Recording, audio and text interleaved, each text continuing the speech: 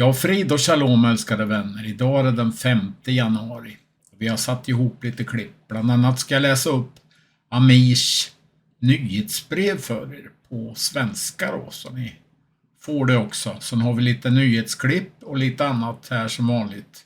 Gud välsigna er, så hörs vi under dagen. Amen. Amir Sarfatis veckonyhetsbrev sammanfattat på svenska. Shalom från Israel. Tillsammans med resten av världen firade vi många i mitt land början på ett nytt år. Men istället för ljudet av champagnekorkad och glad sång ringde vi in genom kalenderskiftet till tonerna av flyglarm och öronbedövande ljud från våra lågt flygande stridsplan. För att jag inte ska låta för pessimistisk, låt mig säga att jag inte på något sätt känner mig negativ till Israels framtid. Ja, vi är bedrövade, sårade och förtvivlade. Men vi är absolut inte besegrade. I själva verket är det precis tvärtom. Det israeliska folket är fyllt av en bister beslutsamhet som borde få dem som är fientligt inställda till oss och vill skada oss att springa djupare in i sina tunnlar. År 2024 kommer Israel att leva i fred och utan någon större rädsla för vad som finns på andra sidan dess gränser. Ja, vi ska ta oss dit, men då krävs det ytterligare 6 till 9 månader.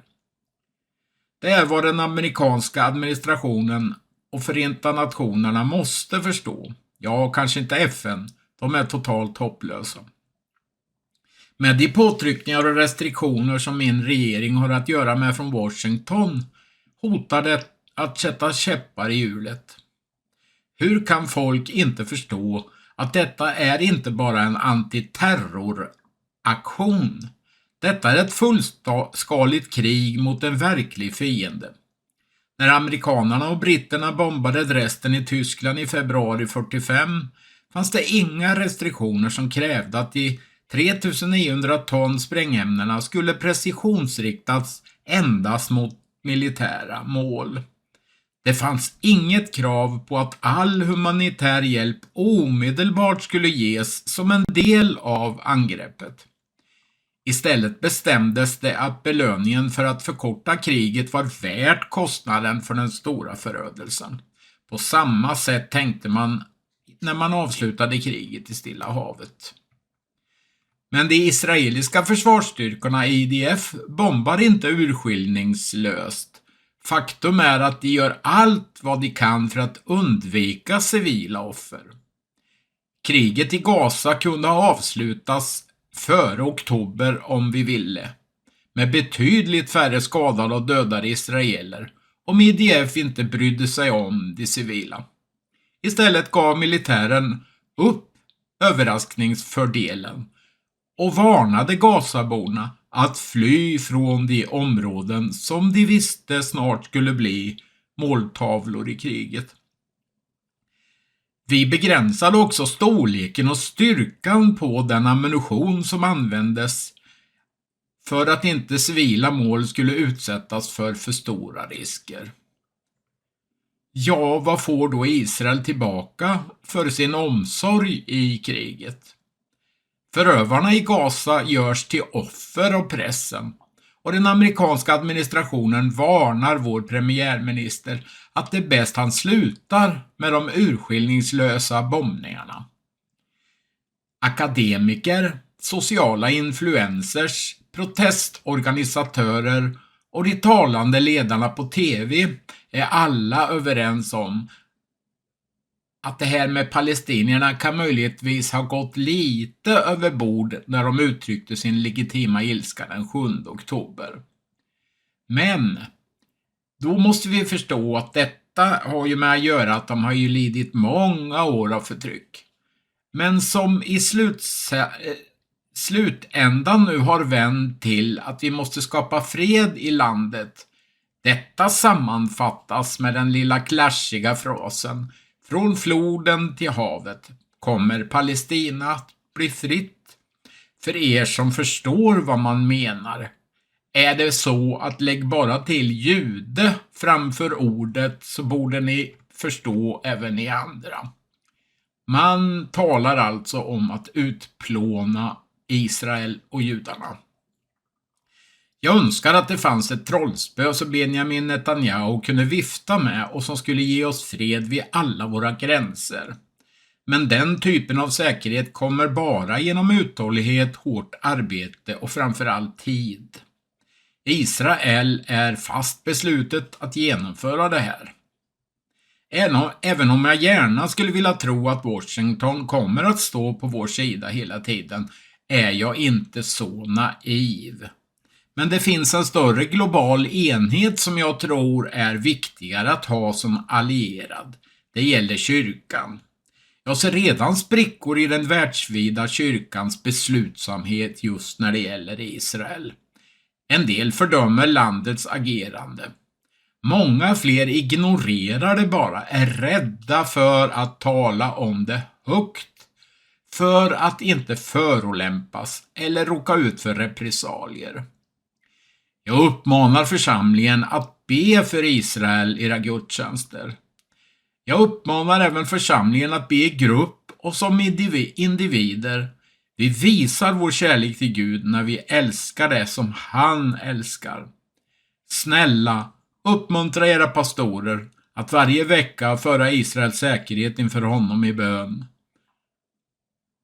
Som anser att denna avfälliga nation redan nu är hans ögonsten. Sakaria 2:8. Ty så säger Herren Sebaot, han som för sin härlighets skull har sänt mig till hednafolken som har plundrat er. Den som rör vid er, rör vid hans ögonsten. Slut Amir Sarfati.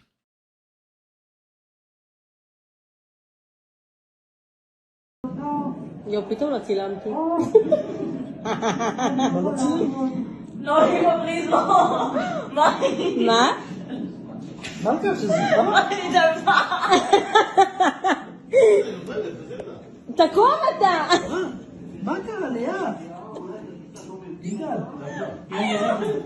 תרים לו את הרגליים. אמרתי לך! רגע, תרים לו את הרגליים. שכיבי. רגע, לא, זה מזרים.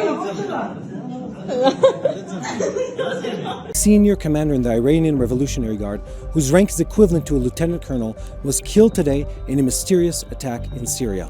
The attack was attributed to Israel. According to the report in the Iranian news agency Tasnim, Israel has made no response. The official eliminated, known as Saeed Ghazi, is one of the veteran advisors of the Revolutionary Guard in Syria. It's said that he served as the main point of contact for the Iranian interest in this region. According to foreign reports, he was eliminated by an airstrike. The Iranian newspaper Iran International explained last night that Mousavi was in charge of the logistics and military coordination of the Revolutionary Guards in Syria, as he was responsible for obtaining weapons and money for the forces supported by Iran in Syria and Lebanon. In other words, Israel allegedly eliminated the person responsible for the money and arms smuggling directly to Hezbollah in Syria and Lebanon. Iran's ambassador to Afghanistan said this criminal act of the Zionist regime stems from the fact that the Israeli regime seeks to develop operations outside the border of occupied Palestine in order to bring the Islamic Republic to the stage of direct confrontation. These are their words, of course. The Revolutionary Guard in Iran confirmed his death and threatened that Israel will pay the price for the crime of assassinating one of our veteran military advisors in Syria, end quote. This is not the first time since the beginning of the war that claims have been made that Israel is hitting the Iranians from air. At the beginning of the month, Iran officially announced that 2 members of the Revolutionary Guard were killed in an attack, and again, according to Tehran, Israel was behind this attack. Again, Israel claims that it did nothing. So it seems that these assassinations are part of the secret war that is now going on directly between Israel and Iran. And honestly, it's not really that secret anymore. Iran is behind the activities of the Houthis against Israel in the Red Sea, as well as behind the Shia militias that operate against Israel from the territory of Syria. In addition to all of this, Iran is currently supplying Hezbollah with modern anti-aircraft systems for intercepting drones and helicopter gunships. Hezbollah uses them in the north of Israel. These Iranian-made systems are called 358 missiles, and they have already been used several times against Israeli drones in the skies of Lebanon. It's claimed also that Israel has intercepted several of these missiles. These ongoing exchanges of blows between Iran and Israel are conducted in different arenas, but the context is one. Iran wants to harm Israeli interests. Iran is trying to do this in the Indian Ocean and the Red Sea arenas, where it has available protégés, and also in Syria, where it can deploy an Iraqi and Syrian counterpart. An explosion occurred this week near the Israeli embassy in New Delhi, the capital of India. This explosion happened on the same day that the Indian government announced that it condemned the October 7th attacks in Israel. There were no casualties in the explosion. Reports in India said that a letter addressed to the Israeli ambassador was found at the scene of crime. On the letter that was sent was written in English the word revenge, and the Israeli flag appears on it. The content of this letter states that this attack is a response to Israel's actions in Gaza. After reviewing closed-circuit security footage, the Indian police located 2 Muslim suspects. What a surprise. According to reports in the Indian media, police officers also received a threatening letter. Sir Allah resistance group affiliated with Iran took responsibility for the explosion. The story between India and Iran does not end here. This week, off the western coast of India, a commercial tanker, Kl Pluto with Israeli connections, was attacked by an unmanned aircraft. From the impact, a fire broke out on board, but there were no casualties among the crew members. According to the Pentagon, an unmanned aerial vehicle was launched from Iran, which Iran, of course, denies. Surprise, surprise. The tanker was carrying crude oil from a port in Saudi Arabia to Mangalore in India and had 21 Indian crew members and 1 Vietnamese crew member on board. It was reported that vessels of the Indian Navy accompanied her on the way to the port in the city of Mumbai. India's defense ministry said in a statement that the vessels had been sent to various areas at sea to maintain a deterrent presence. It was also reported that military planes will patrol the area. I should note that India is not part of the US coalition that initiated the Prosperity Guardian operation, but its presence in the region could add deterrence to the Houthi rebels who continue to threaten commercial shipping movements in the Red Sea near the Bab el-Mandab Strait. It's still not clear what Iran and the Houthis want from India, whose patience is running out. What we do know is what Operation Prosperity Guardian is. Prosperity Guardian is the name of the international operation to secure navigation in the Red Sea following the Houthi threat announced 2 weeks ago by the US Secretary of Defense Lloyd Austin. The naval force was joined by Canada, France, Italy, the Netherlands, Norway, Bahrain, and Spain. And we have to say that Israel, Saudi Arabia, and Egypt are conspicuous by their absence from this task force, or official absence, I should say, from this task force. Some of the stories taking place in this region are just crazy. They sound like an insane script coming out of who knows where. For instance, on Sunday this week, the cargo ship Maersk Hangzhou, which carries the flag of Singapore and is owned by Denmark, sent a distress message at 9:30 in the evening. The ship announced that it had been hit by a missile launched at it from the area controlled by the Houthis in the south of the Red Sea. The American destroyers Gravely and Levon responded to the distress call, when Gravely also shot down 2 ballistic missiles that the Houthis had launched into the area. There were no casualties, and it was reported that the ship was able to continue on its way. But just 10 hours later, at 6:30 in the morning, the ship sent a distress signal when Houthi armed men on a small fast boat approached to a distance of only 20 meters and opened fire towards it and even tried to board the ship. US Navy helicopters were launched into the area from the aircraft carrier Eisenhower, and the destroyer Gravely had sent warnings to the Houthi boats. The Houthi terrorists fired at the American helicopters, which returned fire as self-defense. As a result, 3 of the boats were sunk and the gunmen on board were killed, with a 4th boat escaping from the scene. There were no casualties or damage to the American forces.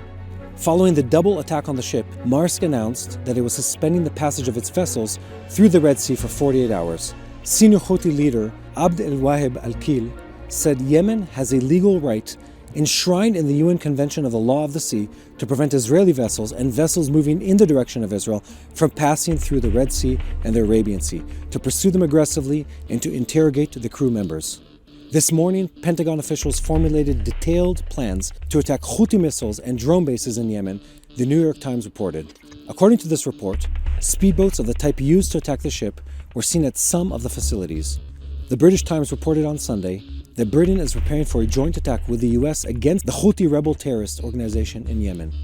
This is a response to the organization's attack on the ships in the Red Sea in recent months. According to the plan, the United Kingdom will join the United States, and they will probably be joined by another European country. It was noted that Britain and the US are expected to make an unprecedented statement, which we will all be watching for in the next episode.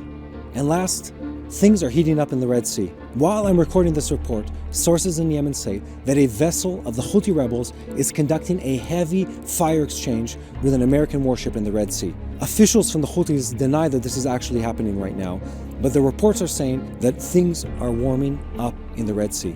In conclusion, the world hoped that it would be possible to ignore the fact that Hamas controls Gaza, Hezbollah is acting in Lebanon, the Houthis are attacking ships in the Red Sea, and Iran is behind all of this. The year 2023 has made it clear to everyone. Without treating the root cause of all the trouble in the Middle East, small military operations will not be enough to stop everything that's happening in here. But mainly is acting in policy and politics. We cannot go on with business as usual without treating the root cause. This is everything that happened this week in the Middle East. Like we always say, you can't understand Israel without understanding the region, and you can't understand the region without understanding what is happening in Israel. If you like this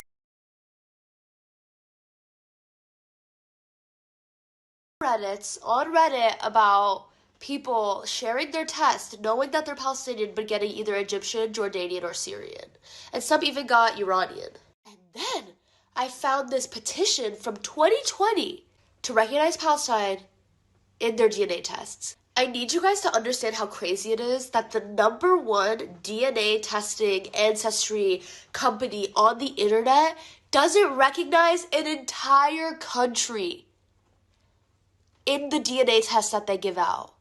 It doesn't make sense. And as we know, DNA tests are illegal in Israel. So I truly believe that the reason that they won't test Palestine is because they know ancestrally these people are not from this land.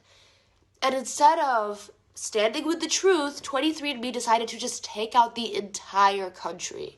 This is a great example of disgusting erasure of the truth that Palestinian people belong to this land and have a right to return to the land that they are ancestrally from. So please join me in A, boycotting 23andMe until they decide to recognize Palestine, and B, leaving a 1-star review on the App Store urging them to recognize Palestine and show the truth that Palestinians hail from that region. Thank you.